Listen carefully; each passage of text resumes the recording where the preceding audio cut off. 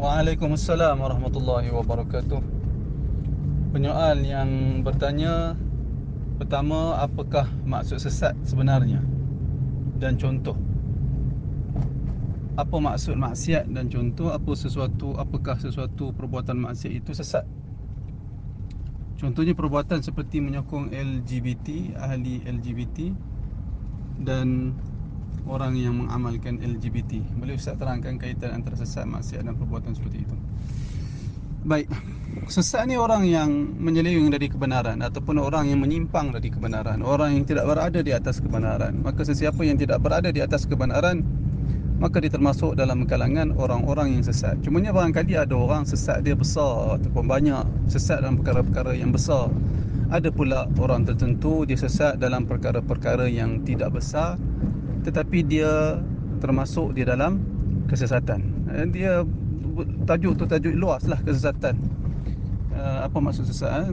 Jadi maksud sesat iaitulah sesiapa yang menyeleweng ataupun menyalahi kebenaran. Kebenaran sebenarnya sekian-sekian, tetapi dia menyalahi kebenaran tersebut.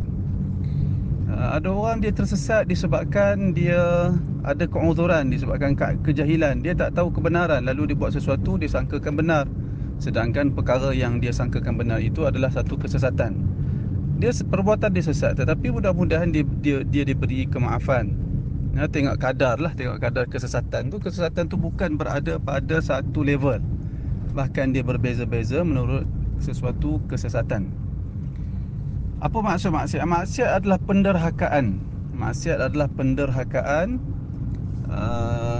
Sesuatu perbuatan yang dilakukan melanggar arahan, melanggar peraturan, melanggar perkara yang sepatutnya. Maka setiap maksiat itu adalah kesesatan. Setiap maksiat itu adalah kesesatan. Dan setiap maksiat itu adalah kesesatan.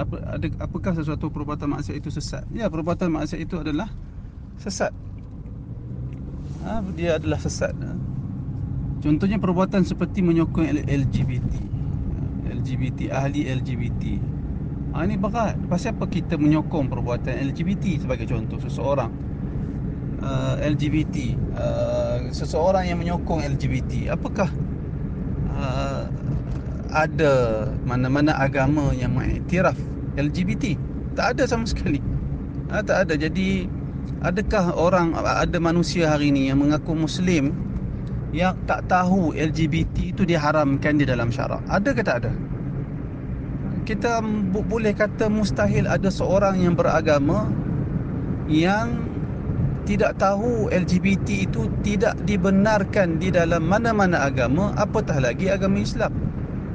Setelah dia mengetahui perkara itu, dia tetap mengatakan LGBT itu baik. Itu masalah, itu satu kesesatan yang besar, kesesatan yang amat parah, bukan kesesatan yang sedikit. Dan kesesatan dia dan perbuatan dia menyokong LGBT itu adalah maksiat. Menyokong maksiat. Dan orang yang mengamalkan LGBT, orang yang melakukan maksiat. Dan orang yang melakukan maksiat itu adalah berada dalam kesesatan. Demikian juga orang yang menyokong LGBT adalah menyokong maksiat. Dia juga berada di dalam kesesatan. Mudah-mudahan penerangan ringkas itu dapat sedikit memberi kejelasan kepada yang bertanya. Wallahu a'lam. Atau mungkin juga kita boleh bezakan antara maksiat dan sesat itu, iaitulah maksiat itu merujuk kepada perbuatan, sesuatu perbuatan yang melanggar tegahan agama dinamakan sebagai maksiat. Manakala sesat itu dia merujuk kepada keadaan atau keyakinan seseorang. Itu kalau boleh kita bezakan dari sudut itu. Wallahu a'lam.